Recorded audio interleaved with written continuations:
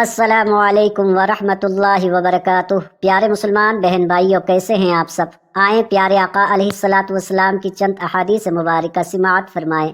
جزاک اللہ۔ بسم اللہ الرحمن الرحیم۔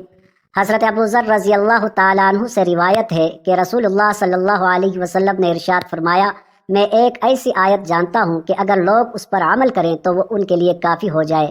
جو شخص اللہ سے ڈر جائے تو وہ اس کے لیے تمام مشکلات سے نکلنے کی راہ پیدا فرما دے گا اور اسے ایسی جگہ سے رزق فراہم کرے جس کے بارے میں اسے وہم و گمان بھی نہ تھا۔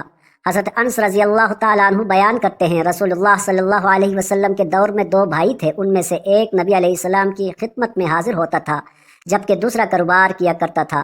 کاروبار کرنے والے نے اپنے بھائی کی نبی صلی اللہ علیہ وسلم سے شکایت کی تو آپ صلی اللہ علیہ وسلم نے ارشاد فرمایا، شاید کہ تمہیں اسی وجہ سے رزق دیا جاتا ہے۔ حضرت ابو درداء رضی اللہ تعالیٰ عنہ بیان کرتے ہیں، رسول اللہ صلی اللہ علیہ وسلم نے ارشاد فرمایا، یقیناً رزق بندے کو اسی طرح تلاش کرتا ہے جس طرح اس کی موت اسے تلاش کرتی ہے۔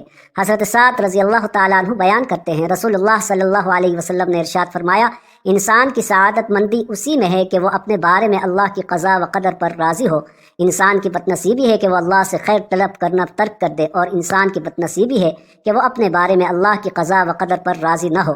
حضرت عمر بن خطاب رضی اللہ تعالیٰ عنہ بیان کرتے ہیں، میں نے رسول اللہ صلی اللہ علیہ وسلم کو فرماتے ہوئے سنا، اگر تم اللہ پر اس طرح توکل کرو جس طرح اس پر توکل کرنے کا حق ہے تو وہ تمہیں اس طرح رزق فراہم کرے جس طرح وہ پرندوں کو رزق فراہم کرتا ہے۔ وہ صبح کے وقت بھوکے نکلتے ہیں اور شام کے وقت شکم سیر ہو کر واپس آتے ہیں۔ اگر ویڈیو پسند آئی ہے تو ضرور لائک کریں اور چینل کو سبسکرائب کریں، اور نیکسٹ ویڈیو دیکھنے کے لیے بیل آئیکن پر کلک کریں۔ شکریہ۔